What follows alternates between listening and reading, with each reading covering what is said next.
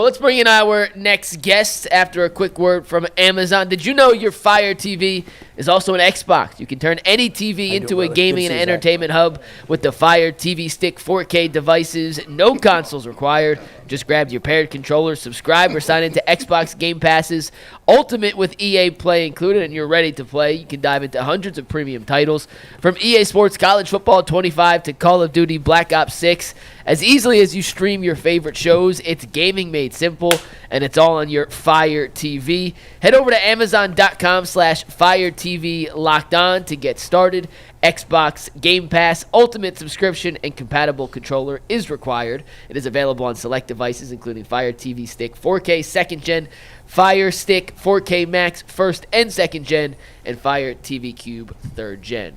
And with that, we are thrilled to welcome in Zac Jackson from The Athletic to the show, and Zac will be a contributor to the Ultimate Cleveland Sports Show during football season. Zac, how you doing today? I'm good. Hi, honey. We're ready for this draft. Missed you. It's been a week. Well, it's been like 4 years in the last 3 months getting ready for this thing, so bring it on, right? So, what are they going to do at 2? I think they're probably going to take Travis Hunter. Yeah. I'm not fully convinced because I've shifted into that thinking. Yeah. Where were you before that? Oh, and Abdul Carter, every mock and every thought. So did I. But I think, Jay, they are open to a trade down or another scenario. I'm not sure that's there. I trust that they've run through every scenario. They went and met these guys, their families, the whole deal. But I've come around to just following guys who know more than me and thinking it's Travis Hunter, and then thinking, look, we have a lot of things to figure out organizationally and how we use him.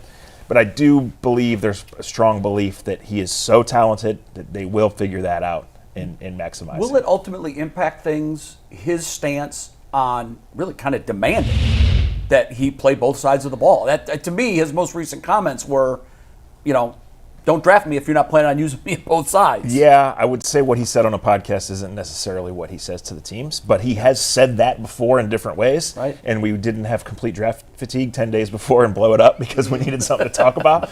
So, and I think Andrew Berry said it as much too, like he should play football, he should play both ways, and he will. Yeah. They've had differing statements on how is best to use him or how you start him, but I don't think that matters until he's in the building, right? Right. If he's the pick, if we're right, it's because the ball skills and just the rare athleticism. He's squeaky clean off the field. He's not been hurt. He's a phenomenal story of choosing Jackson State as the number 1 recruit and then going to Colorado and being part of this. Like, he won the Bednarik and the Biletnikoff. That's crazy. I know. That's wild. Yeah. I don't think it'll ever be done again. Yeah, so I have questions about how he transitions in can this team use number 2 on a wide receiver? Yeah. Right? But I do think, regardless of what my trust is or isn't, I do think this pick is about the future. And in that way, I don't think they can go wrong with either guy as long as they pick the plan and follow through. Abdul Carter. Is he Michael Parsons? He's very similar to that. He only was a full-time defensive end for 1 year. Yeah, he played linebacker. Stunning. He's just an incredible talent. He doesn't. People are like, well, he's a little small for a defensive end. Well, a lot of defensive ends are a little small compared to Myles Garrett, right? Yeah, but like I sat in front of Abdul Carter at Penn State, and like he's big enough. Mm-hmm. We've all seen the college football playoff. He's disruptive enough. The Browns have a history of leaning towards line guys, which I don't think is a bad plan given their situation, right? And they have a history of drafting to contain Lamar Jackson. Mm-hmm. So this is why I'm not closing the door, right? We all got to make a prediction and be right. Yeah. And I'm exactly where you are. My heart says it's Abdul Carter, but the noise around Hunter has gotten so loud that I'm just like, okay, I want to be right. I want to accurately pick who they're going to pick. Yeah. But I just think for the reasons I've been laying out since December, I think Abdul Carter makes more sense in this division. You've got to beat Lamar Jackson. You've got Myles Garrett and Abdul Carter, if he is close to Micah Parsons. You've got a formidable front that it's going to cause Baltimore or whomever they play problems. That's right. And it is about the future, but right now, if you do that, you're building a strength. And you're saying we have a scary pass rush. Mm-hmm. And as much as our offense is going to struggle and go through the mud and get stuck in the mud, like every single week you're going to have to prepare for this. And every quarterback is going to have to get away from 2 of these guys. Who's the quarterback week 1? Probably Joe Flacco. I cannot imagine a scenario where he loses a fair competition to Kenny Pickett. And if he does, my God. Houston, we have a Right, problem. and I can't imagine a scenario right now where whoever they draft on Thursday night late or on Friday is the week 1 starter. I don't think that's best, and I don't think that's likely. So who's the quarterback on October 15th? I don't know. With a fair level of confidence, I think on September 8th or 11th, whenever it is, I think it's Joe Flacco. How many quarterbacks do they play next year? 4. It's a normal year. I bet that's the over-under from Vegas, too. How did they? All right, so for the people that say, where was Joe Flacco last year? Yeah, Deshaun Watson. Obviously Flacco played well. It seemed like Flacco was open to coming back, but how did that go? When you go from not having Deshaun Watson to you move Flacco out, and now all of a sudden he's the last man standing. Was this something that was all along? Was this a plan of theirs? Yeah. We always had Flacco in the back pocket. So the 23 season ends in January 24, right? And immediately Joe Flacco knew he was not coming back. Immediately the locker room knew he was not coming back, and he was never offered a contract. And that was about Deshaun Watson's fragile ego and the Browns' Hail Mary to get, and the Browns needed to. They put themselves in that spot. So he was never offered a contract. Joe said that publicly. Jason's reported this. I've talked about it. Guys in the locker room, they weren't even done with the 4-game win streak yet, and guys in the locker room were saying he's not coming back next year. Stunning. Because they knew. Just stunning. They knew. And look, I think part of the evaluation was the Browns got the best of him at that time. Yep. They knew. And he's they may well have. Right, yes. He's a backup right now. He's 40 years old. Look at the quarterback market, contract-wise, and who signed when. Nobody else really wanted Joe, right? Teams wanted him to visit. Teams wanted to explore. He was available. And then Houston made that decision just slam dunk at that point. But last year he was not in the thinking, and that is because of how well he played. And that just kind of sums up the whole how backwards the last 3 years have been. Boy, that's the right word. And the next 3 years, they're still going to be paying the price for that. Is the reality of it. I said earlier, I think you were just walking in when we were talking about this, the Florio report that there's interest in someone coming up to 2 to get Shador. First of all, I think the only way a team moves up is to get a quarterback. You're not moving up to take a receiver, defensive end, or any other position. It's a quarterback. I said the only way you move out at 2 is if you get a future one for next year. It's all about the quarterback for me. I keep saying, and tell me, because I don't know if we've really talked about this, you get an extra pick and an extra one so that you can move up in next year's draft if you need to go get a quarterback. And when I say that, everyone says, well, you're not going to get to number 1 to get Arch or whoever it is. I'm not saying you have to get to number 1, but 2 number 1s ought to at least get you in position. If they win 7-8 games and they're drafting middle of the first round, and that's probably a best case scenario, you need extra ammo to move up into the top 10. I think the extra one gets you that. Do you see where I'm going with this, or am I crazy? Well, I think there's few certainties right now, but I think if you want to talk 90% certainties, you would only trade out of 2 for a 1, unless you just move down 1 spot, right? But that wouldn't involve Shador, I don't think, or you'd be allowing them to take that. I think the other thing is they would love to be able to trade out of 2, but they know it's 90% not going to happen. As far as next year, you're probably right. But that's why this whole thing is hard, because you're trying to, on the outside, we're trying to apply logic to the Browns. But be like, where are they, and what is their thinking? Do they think they have a completely blank slate at quarterback, and this year really doesn't matter? Or do they think that they have to get something out of Joe Flacco, Kenny Pickett, or insert player here by November to keep their jobs? We don't know. And you can make the case for both of them. But as far as next year, Jason, I think there is danger in talking about that. And I don't think anybody thinks Arch Manning's going to be there, right? But you would think you would have to have a top 5 pick.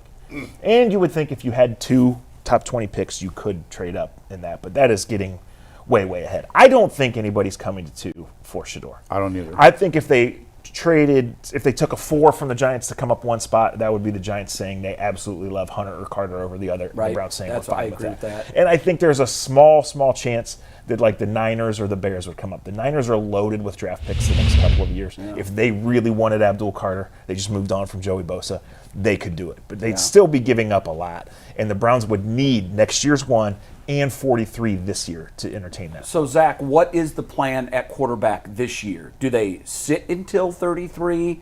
Would they move up if the right guy fell far enough and was still there, say, in the 20s? What do you see them doing at quarterback? It's enough, and it's the 20s up, Jay, because anytime you have to give up next year's 1 pick, I just don't think you can do it. Because if you like a quarterback that much, you take him at 2. Every team around the league wants the Browns' number 1 pick next year because it might be number 1, it might be number 6, right? Yeah. So that's going to have to be an ideal scenario. So you cannot trade next year's 1 under any you can circumstance. get not with this class. You wouldn't think. Right. You can get up 4 or 6 or even 12 spots without giving up next year's one. But you can't get into the teens without giving up next year's one. Yeah, so say there's somebody, and you insert the name. First of all, I'd ask you this. Of the other guys, and let's take Cam and Shedeur out, and I don't know that Shedeur is going to be the second quarterback taken. I don't. No, there's chatter that he's not. I feel like he has slipped below that. But we're going to rank later in the show the guys that we think after Cam are 1, 2, and 3. What are your guys, and what do you think the Browns feel about that 1, 2, 3 ranking? Well, I think the Browns are going to take Jalen Milroe. Really? Yeah. Now, that doesn't mean they necessarily rank is that him, strong? but I think that they feel like that is the lottery ticket and that is the blank slate play. Will he be there at 33? I believe that he will. But do they believe he will? Jay, I've talked to everyone I know, and no one knows who's going at all from pick 21 to 32. Yeah. And that could be good for the Browns because if off-ball linebackers and guards and stuff go, then they're in it. But if Jackson Dart and Shedeur Sanders go at 21 and 24, then it's like you have to. Sure. Right? And then you got to worry about the Giants jumping you also. Yes. Yeah. So the number 33 pick has been traded 3 years in a row. It hasn't really. It's a very valuable pick because teams start Friday night with it, and then there's a whole new trade market, right? Yeah. And it's a whole new round, right? So and at quarterback, don't you want to move up, even if it's one spot, just for the extra year?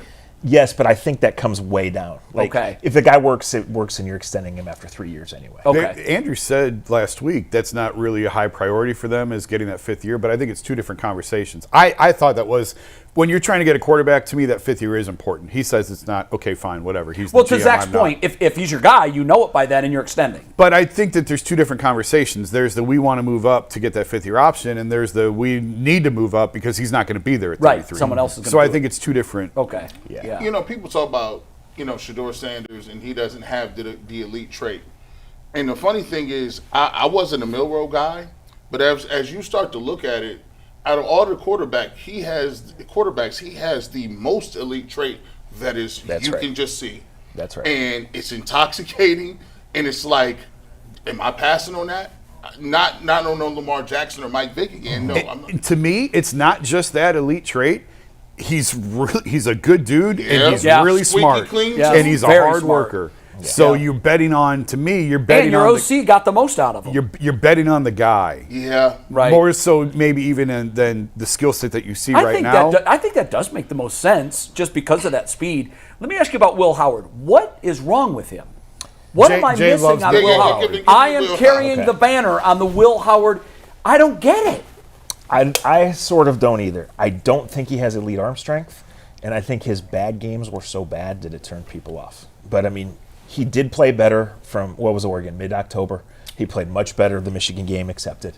Yes. He got him there. He is big. He is fast. He is impressive as hell when you talk I to just him. don't get it. I just think it's the arm, and I think some people checked out early on a couple of bad things. You mentioned the bad games, like and it just wasn't the bad moments or the bad games.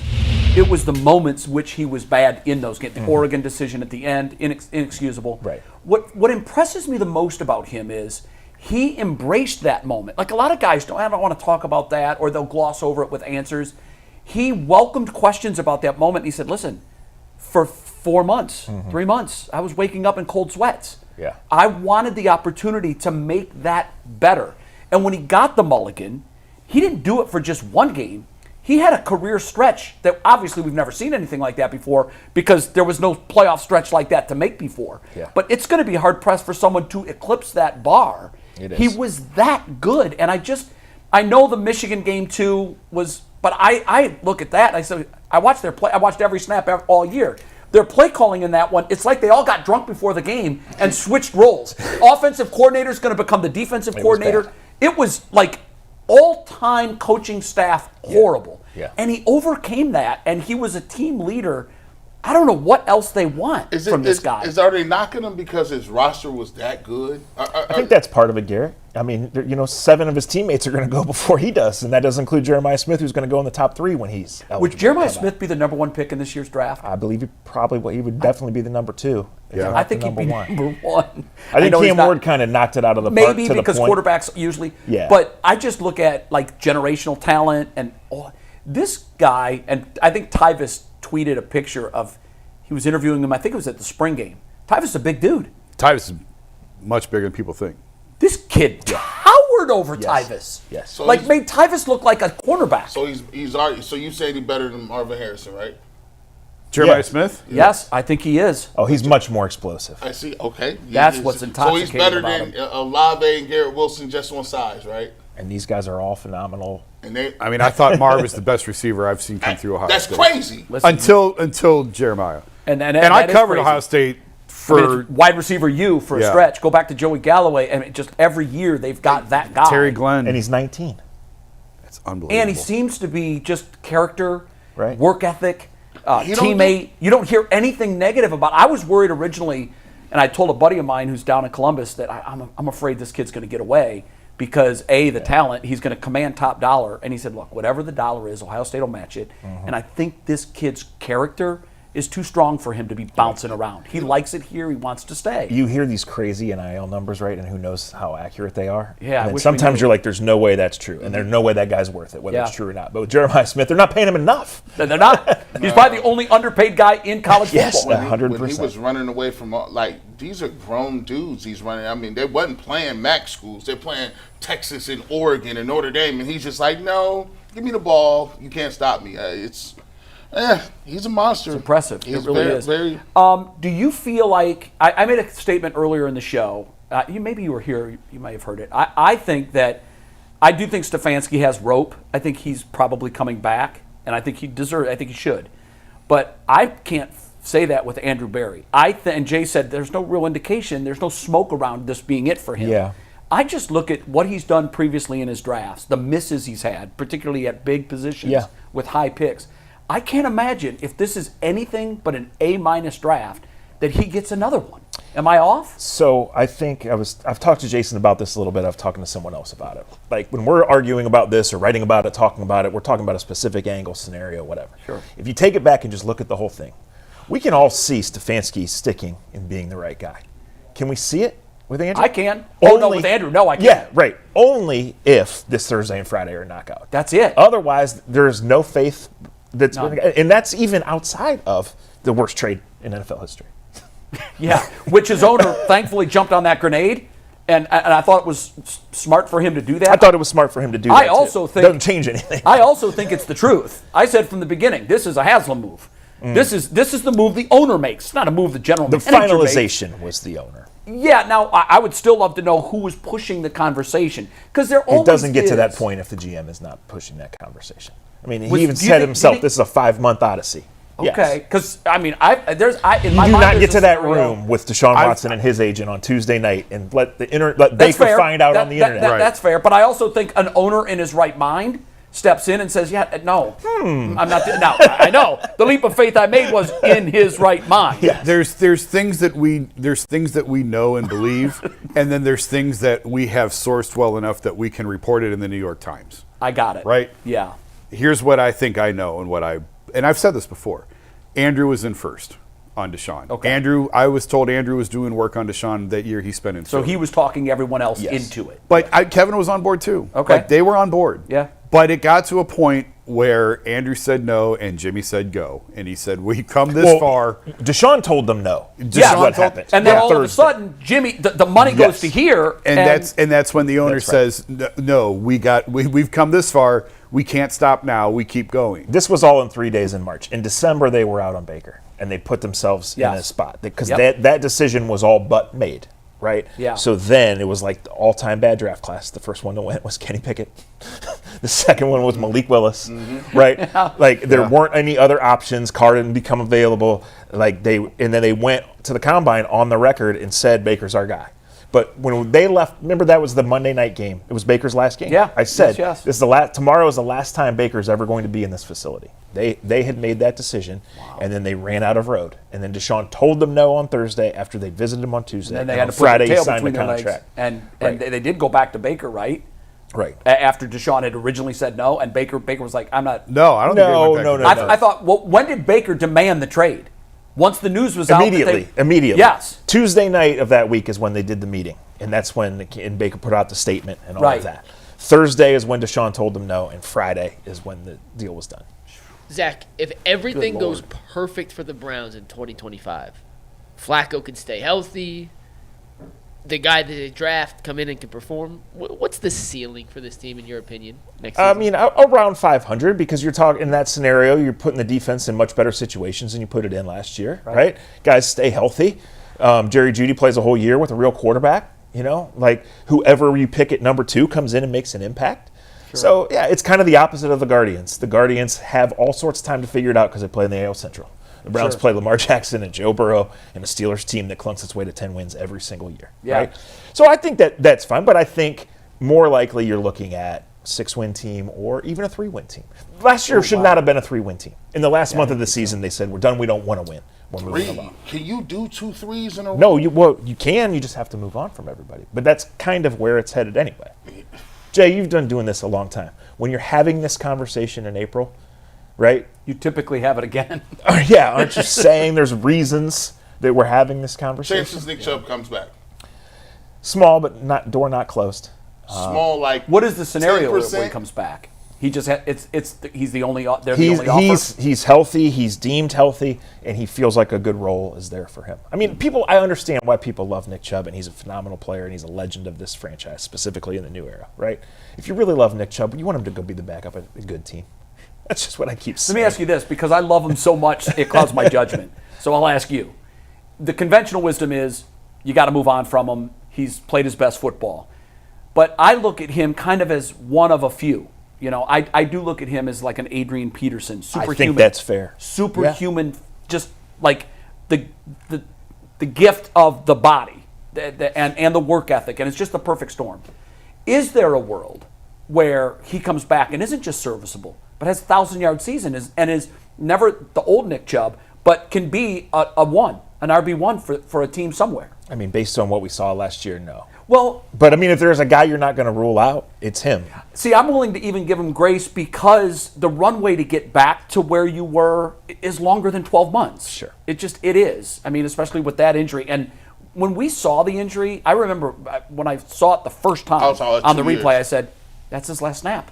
He'll never play again. And then you start factoring in who this guy is, what he's been through already, and you give him a little more runway than you would the average running back. I think I'm clouded by my love for him. He's one of my all-time, and grown men aren't supposed to have favorite players. I'm going to be 60 in July. I'm not afraid. I don't have a Chubb jersey. If I had any player's jersey, it would be his. I love this man as a human being and as a player. We close to it. Yeah. I mean, I have thought a couple times. Sure. I'm like, I can't go against my own word. But I mean, we just don't want to see him go somewhere. And we got to turn that TV on. We got Jerome Ford, this Nick Chubb with 210 yards in the game. And we like, what the hell happened? I could see it coming back, and I could see a level of success. But the Browns have to move on at running back. Jerome Ford is not a starter, and this is the end of his deal, right? They have to worry about when and where they can draft one. Where do they take one? In this class, find him. I mean, there's a lot of them. It's the problem with waiting until 67 is the top tier is gone. So you got to find one you like. So I like Devin Neal, the kid from Kansas. I've heard his name a lot. I think Caleb Johnson is the best fit for the Browns. I don't think he makes it to 67, and I know that neither of those Ohio State guys Buckeyes are long gone. Those are second rounders, yeah. And they wouldn't I don't want to say waste. They wouldn't use a pick that high on a running back when they. What if they take a running back at 33? 33. Okay, then they don't have a quarterback or a left tackle. But I don't think they're looking for. I mean, then you're saying Travion Henderson can be our next Nick Chubb, right? Yeah. And who's better of the two in your mind? Because we had this conversation Friday, and I think it was split. I flip-flop. I'm very close on them, but I do think Henderson is slightly I think they better. both have high ceilings if things go well, but I think Henderson is just an incredible all-around football player. He is intoxicating. Yeah, I like Judkins. But I agree, like both. I think they're 1A and 1B. Like, I think there's a 70 to 80% chance this draft goes Hunter or Carter and then quarterback, right? But if it doesn't, and if you're waiting on quarterback, then I think you have to take left tackle or defensive lineman. And if you trade back in the second round, it's for Milroe or Shook. It's not for a running back. I said I think the top 3 picks, or at least 3 of the top 4, have to be on the offensive side. Have to be. But it just has to be in line play in general. And if you take Travis Hunter, then that pushes that down. Yes, I mean, it does. All 3 of your longtime interior offensive linemen are only under contract for this year. Right? Yeah. And you've committed to Miles, teeth but the are getting rest of very the long. D-line is just question mark after question mark Right. on various fronts, on age, on health, on performance, on everything. And if DeJuan Jones is their left tackle and it works and it's a great draft pick, and DeJuan is like the easiest guy to root for. But he's had 2 knee surgeries to ended his 2 years. Yeah. So, like, 2 for 2. right. And it's a premium position where you almost always historically have to use a high pick on that guy. It's a huge win for us. We get him in football season. I know. Thrilled to have him as huge. part of the arsenal. Welcome come to the family. football season. I age so fast during football. Well, Probably have it's to have dog you on years. audio. It's only. dog years. During those months, you age like 7 years. Everybody every does. year. Yeah, you guys work Every your year. tails off. Well- You don't sleep. There's a lot of stress. You're traveling. You might be drinking a pop or two. I don't know. Sometimes. He said I work my tail off. Well, the playoffs will be fun. That is thanks, Zac man. Jackson That was of fun. The Athletic. Zach, we appreciate you coming in, man. Make sure you right, check guys. him out on Twitter. He's very funny on Twitter, by the way. Underrated, very funny Twitter follow if you're not following Zach.